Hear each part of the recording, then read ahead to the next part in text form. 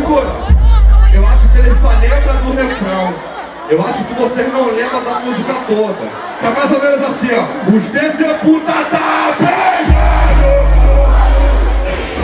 Vai vadear. Dente melaçou. Mas é relíquia. Preparado, mano.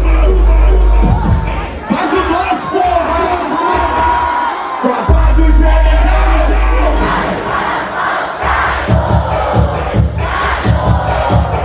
Tropa do general. Que pariu, meu. Segura. Eu prometi pra equipe que eu não ia pegar pesado, que eu não ia cantar proibidão. Mas não tem como, não tem como essa possibilidade. Como que o Prezé vai vir na mão volante e não vai cantar proibidão? Não existe. Eu lembro que tem um vídeo quando eu cantei aqui que geral levantou a mão e fez assim. Aí geral cantou que ficou um bagulho bonitão que foi assim, ó.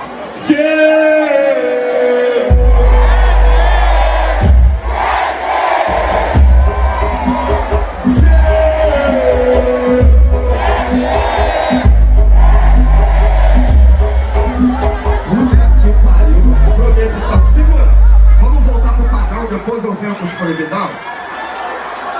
O São Carlos dá presente, o São Carlos dá presente. Alô Mineira,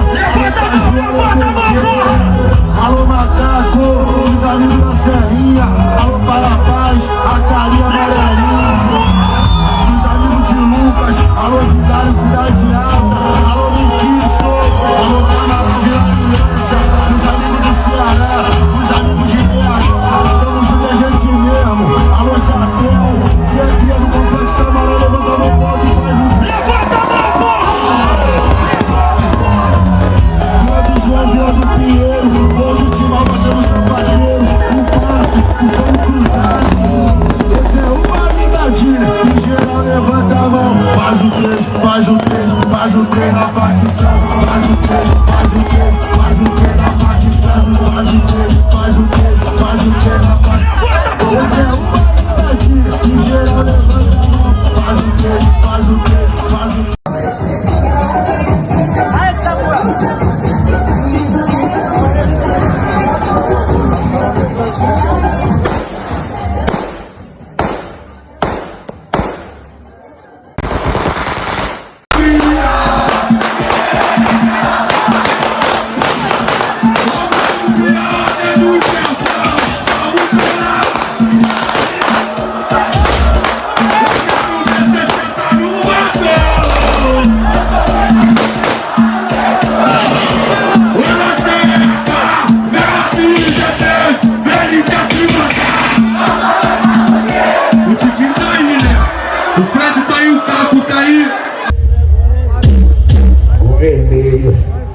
Bota a cara pra morrer.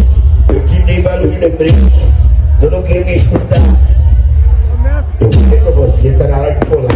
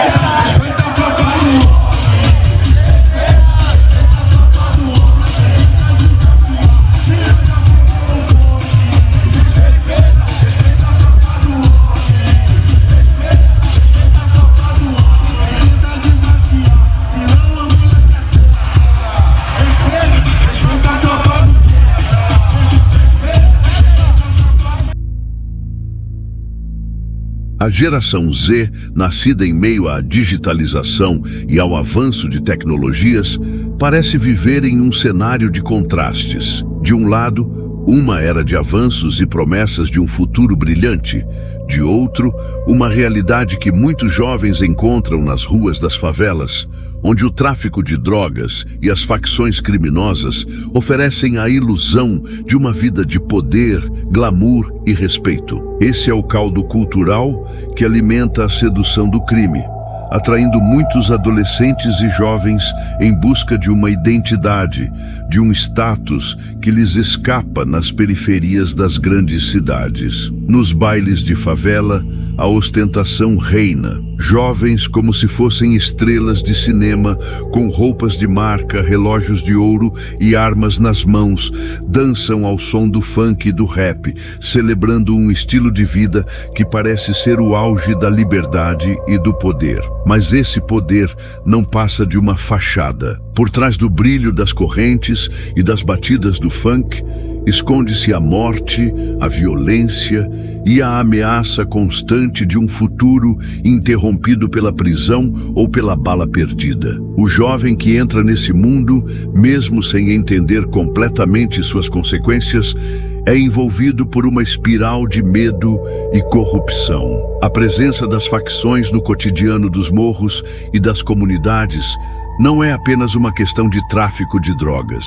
Elas representam um modelo de poder que se sobrepõe ao Estado. O tráfico, embora movido pelo lucro, traz consigo uma promessa de status, de respeito, de pertencimento. Para muitos, isso parece ser a única saída para uma vida sem perspectivas. A adesão ao crime organizado é muitas vezes tratada como uma forma de superar as limitações impostas pela sociedade. No entanto, essa realidade tem um preço altíssimo. O tráfico de drogas no Brasil, especialmente no Rio de Janeiro e em outras grandes cidades, é muito mais do que uma questão de comércio ilícito. Ele está entrelaçado com o cotidiano de jovens que, desiludidos com o sistema, veem nas facções a única chance de ter uma voz. A morte, o medo constante e a prisão são os componentes reais desse jogo de poder. A vida nos bailes de favela é uma mistura de ostentação e sofrimento. E aqueles que ali se envolvem, na tentativa de alcançar uma vida que julgam ser de sucesso, acabam imersos em um ciclo de violência que, na maioria das vezes, é difícil de escapar. Mas ao olhar mais de perto, o glamour das correntes de ouro e das armas de fogo logo se dissipa, revelando um futuro escuro e fatal. A falsa promessa de poder do crime organizado é, na realidade, uma armadilha. Aqueles que buscam dinheiro rápido e respeito acabam, muitas vezes, se tornando peões de um sistema que não se importa com o valor da vida humana. O brilho das balas e a ostentação desaparecem diante da realidade cruel de uma existência marcada pela violência, pela guerra de facções e, muitas vezes, pela morte precoce. Mas, afinal, o que acontece quando a glória do crime se esbarra com a dura realidade da prisão ou da morte? Será que o poder conquistado nas ruas vale a pena quando se percebe que a verdadeira perda é a vida? Este é o dilema da geração Z, que se vê envolvida nas garras do tráfico de drogas, alimentada por uma ilusão de poder que, na realidade, destrói sonhos e vidas. O Rio de Janeiro, uma das maiores metrópoles do Brasil, é também o campo de batalha onde facções criminosas disputam, sem trégua, o controle de territórios. Entre as facções mais poderosas, destacam-se o Terceiro Comando Puro, TCP, e o Comando Vermelho, CV, ambas responsáveis por uma boa parte da violência nas comunidades cariocas e em diversas outras regiões do país. O que muitos jovens da geração Z não compreendem é que por trás da ostentação e da promessa de poder, existe uma guerra implacável, onde a morte e a traição são tão comuns quanto o tráfico de drogas. O Comando Vermelho,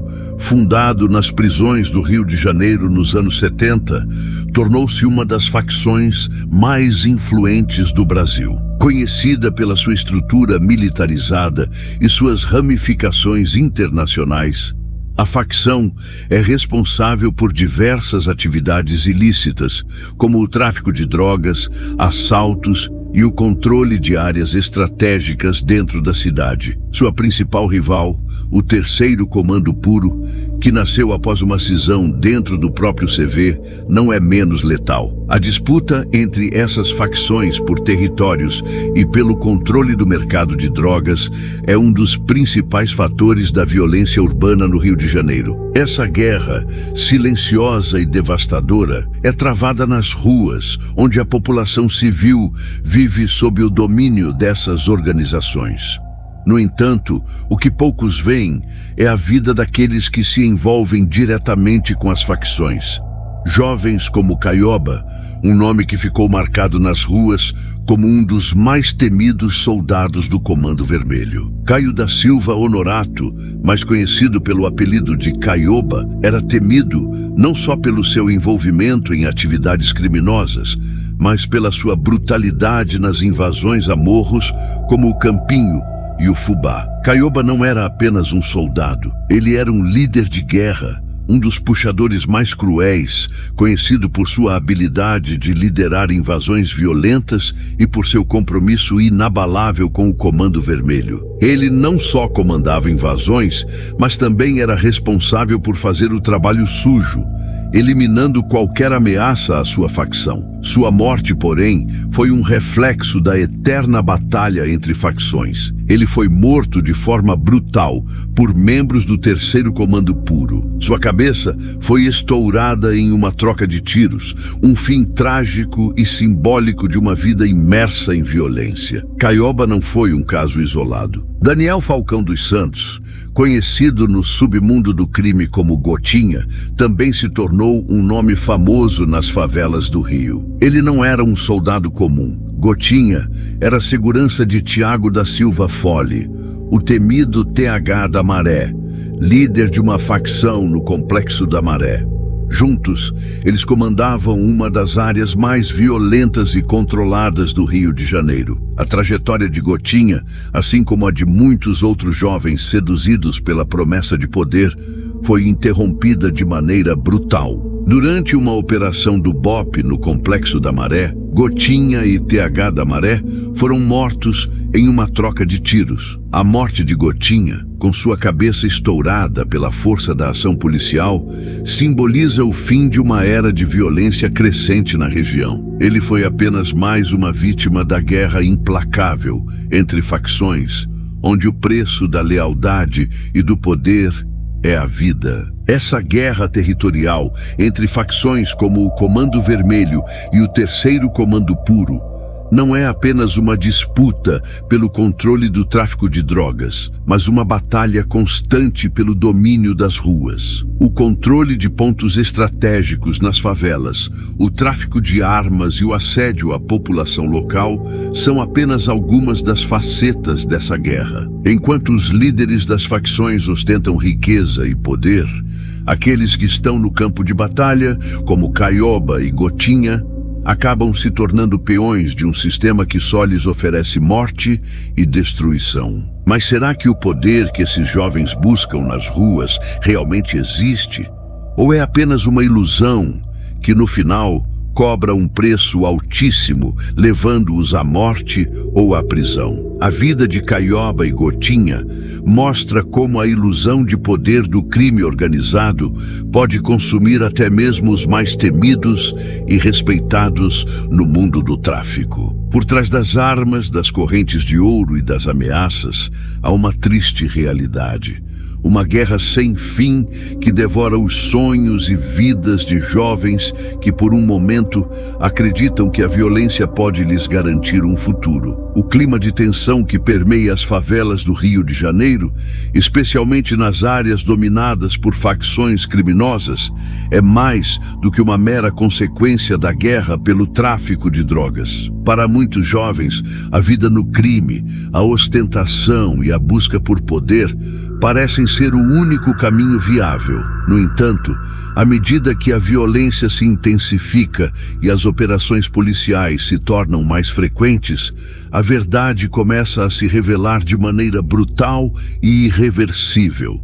A vida no crime é uma corrida sem linha de chegada, onde a morte e a prisão são os destinos mais prováveis. A operação do BOPE, que levou à morte de Gotinha e TH da Maré no Complexo da Maré, em maio de 2025, foi um ponto de virada não apenas para essas figuras do crime, mas também para muitos jovens que observavam o ciclo de violência como se fosse inevitável. A tragédia de Gotinha e de TH da Maré não foi um caso isolado, mas sim um reflexo de uma guerra que nunca parece ter fim. Os criminosos que vivem em busca de poder, dinheiro e respeito nas favelas estão constantemente expostos a um risco iminente, a morte. E para muitos deles, a morte é a única forma de sair desse mundo de violência. Gotinha, o segurança de TH da Maré, foi uma das vítimas mais simbólicas desse ciclo de morte.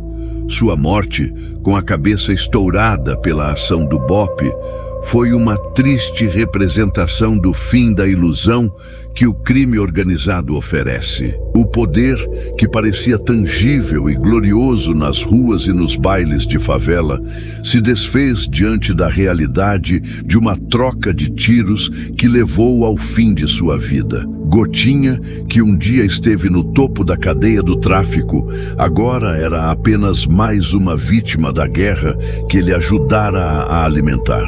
O respeito que ele havia conquistado entre seus pares foi irremediavelmente diluído pela violência policial e pelo ciclo implacável de represálias entre facções. Mas o fim de Gotinha também foi o fim da ilusão para muitos outros jovens que, como ele, viam o tráfico como uma oportunidade para escapar da pobreza, alcançar poder e reconhecimento. Muitos desses jovens não se dão conta do destino fatal que os espera. O poder que eles acreditam conquistar é efêmero, temporário e, acima de tudo, perigoso. O Comando Vermelho e o Terceiro Comando Puro não oferecem um futuro, mas um ciclo de morte. O que parece ser um caminho para a liberdade e para o respeito, na verdade, é uma armadilha cruel que aprisiona os jovens em um ciclo vicioso de violência e perda. A figura de Caioba, por exemplo, um dos mais temidos soldados do Comando Vermelho,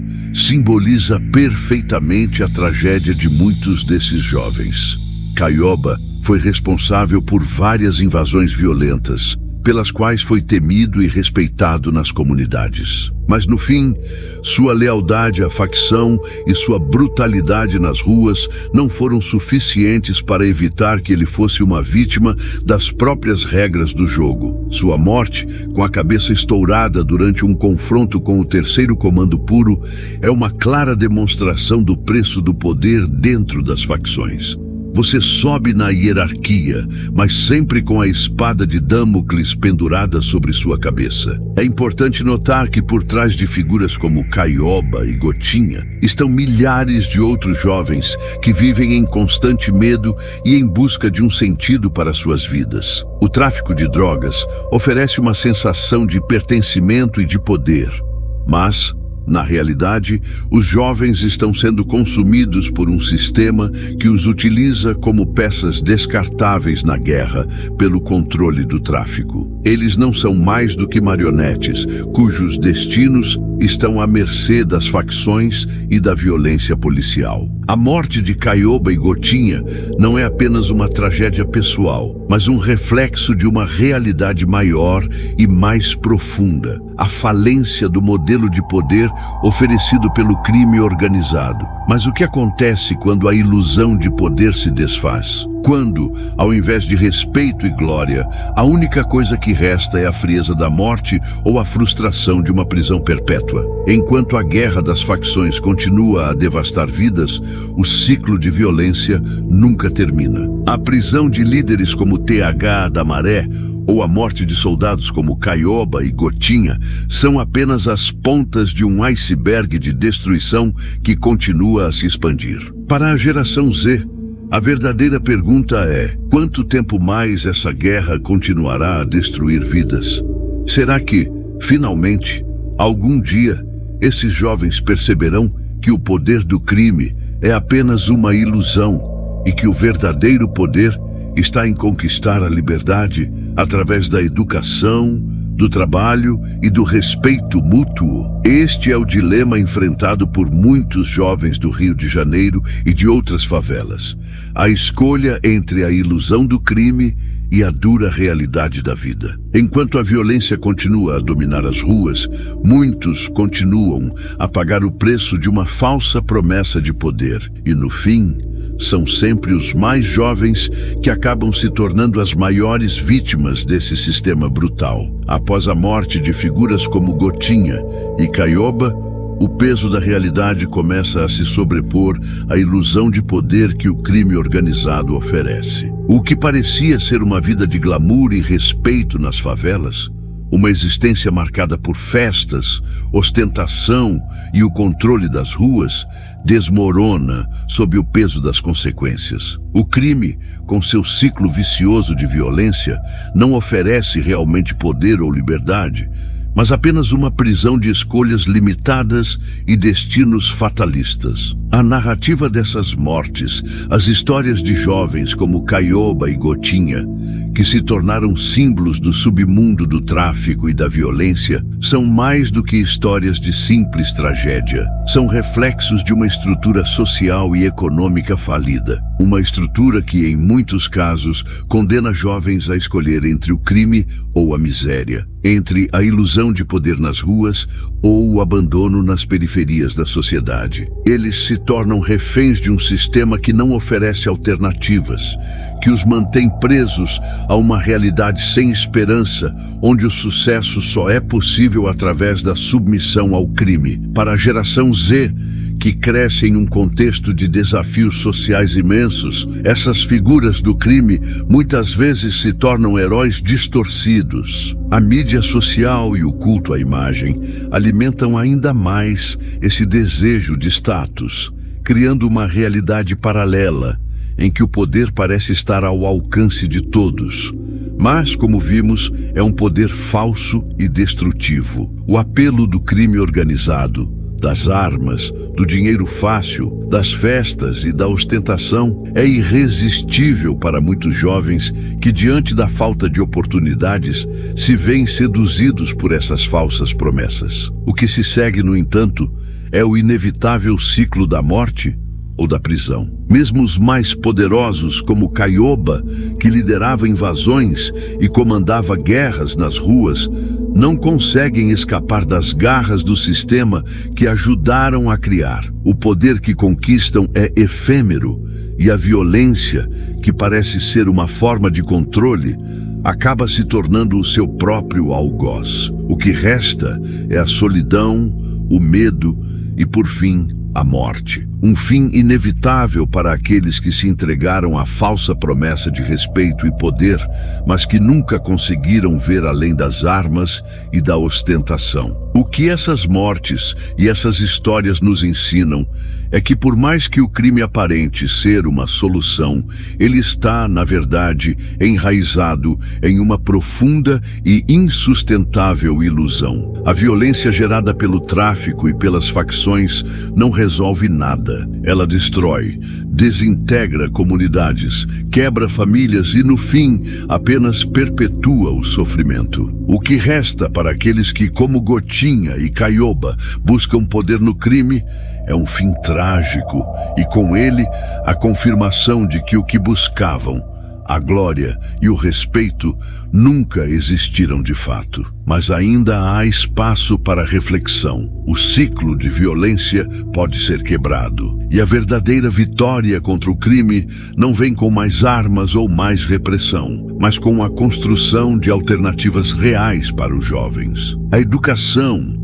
a criação de oportunidades de trabalho e o apoio psicológico e social são as ferramentas que podem finalmente dar aos jovens da geração Z uma chance de escapar dessa armadilha. Eles precisam entender que a verdadeira força não reside no controle das ruas, mas na capacidade de mudar suas próprias vidas, suas realidades e, por consequência, as realidades de suas comunidades. Será que a geração Z conseguirá entender antes que seja tarde demais que o verdadeiro poder não está em ostentar armas ou drogas, mas em conquistar um futuro digno, livre do ciclo de violência? É preciso, portanto, que a sociedade se una para oferecer alternativas de vida para aqueles que estão à margem.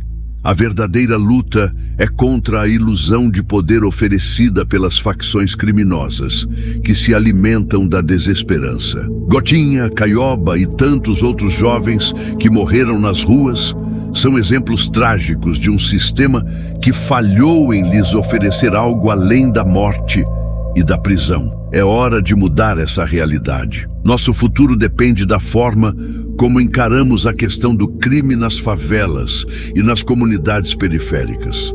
A resposta não está nas armas, mas na educação e nas oportunidades. E talvez, apenas talvez, a verdadeira mudança venha quando a geração Z entender que a verdadeira força vem do poder de transformar a própria vida e não do poder efêmero do crime. Por isso, ao olhar para o futuro, somos desafiados a pensar: o que você faria em uma situação como essa? Como podemos realmente mudar essa narrativa? A reflexão sobre o destino de jovens como Gotinha, Caioba e tantos outros nos leva a um questionamento profundo sobre as escolhas que fazemos e o que oferecemos como sociedade. O poder do crime, que muitos veem como uma saída, é uma ilusão que destrói vidas e comunidades. Mas há alternativas. Agora, a verdadeira mudança depende de cada um de nós. A transformação começa com a conscientização e com o compromisso de oferecer oportunidades reais para aqueles que se veem seduzidos por esse caminho. Educação, trabalho, apoio e solidariedade são os pilares de uma sociedade mais justa e de um futuro sem violência. O que você pode fazer hoje para ajudar a quebrar esse ciclo de violência e ilusão? Participe, compartilhe e ajude a espalhar a mensagem de que o verdadeiro poder está em construir um futuro digno e livre de violência. Vamos juntos mudar essa realidade.